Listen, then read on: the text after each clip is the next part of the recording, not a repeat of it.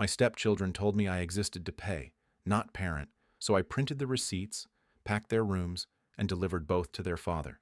He finally read the fine print. Hello, everyone. Welcome to Reddit Visuals. You know, I used to think being the bigger person would earn you respect. Turns out, to some people, kindness is just an open wallet with a face. I'm 46. Been divorced once. No biological kids of my own, and for most of my life, I thought the worst thing you could be was lonely. So when I met Dana, I let my guard down. Hard. She was 39, fiery, funny, and a mother of two teens, Cole, 17, and Sydney, 15.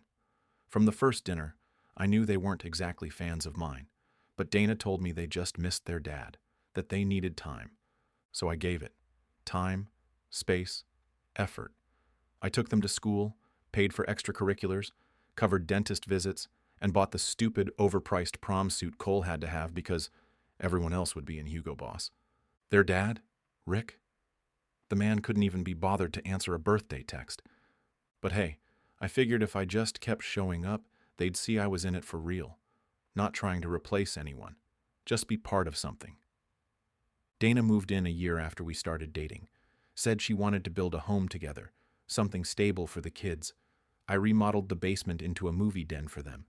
Got Sydney a whole new bedroom set when she started high school. Cole wanted a gaming rig, $2,800 later. He had one with triple monitors and a streaming mic. You see where this is going, right? At first, it was the small things, like they never said thank you. I chalked it up to teenage mood swings. But then it became deeper.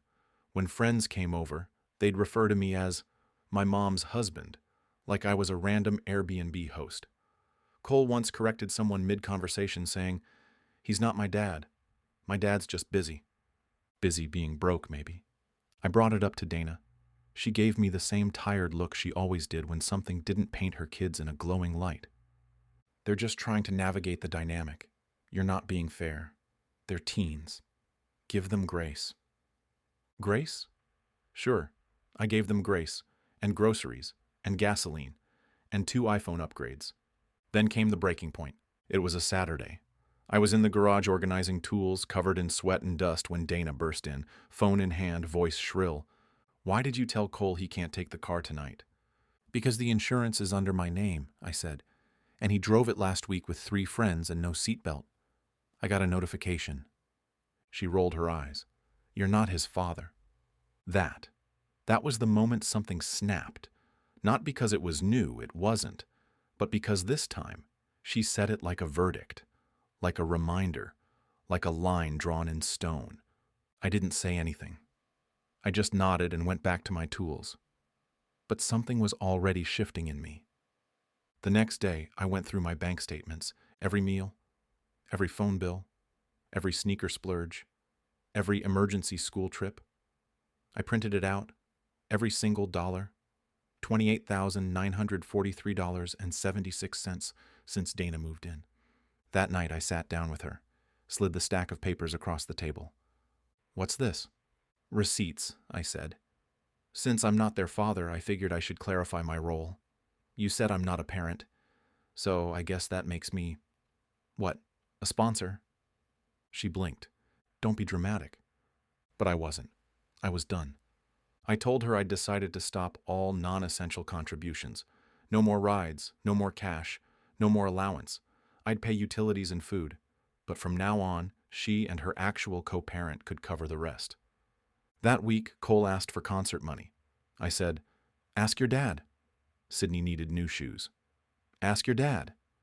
And here's where it gets juicy. Rick, remember Rick? Deadbeat dad Rick? He suddenly became interested when Dana called asking for help just for the month. He agreed. Said he'd pick up the slack. Only he didn't. 2 weeks later, Cole's complaining about the school cafeteria food. Sydney's whining about needing a ride to dance class.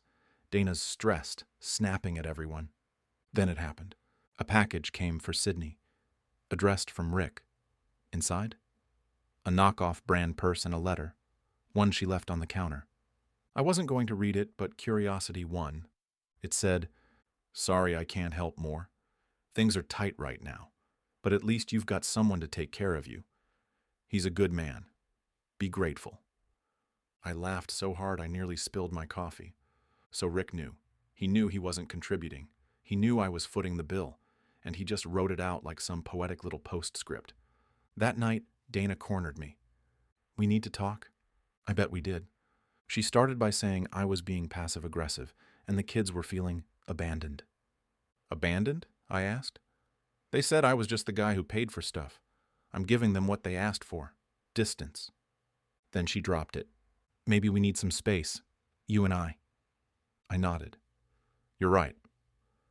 Over the next 48 hours, I did the following. Printed out every receipt again, this time sorted by kid. Photocopied every invoice from their phones, school tuition, Amazon orders, and gas cards. Boxed up their rooms. Every item I paid for, I tagged with a post-it that said, courtesy of stepdad, not dad. Rented a moving van.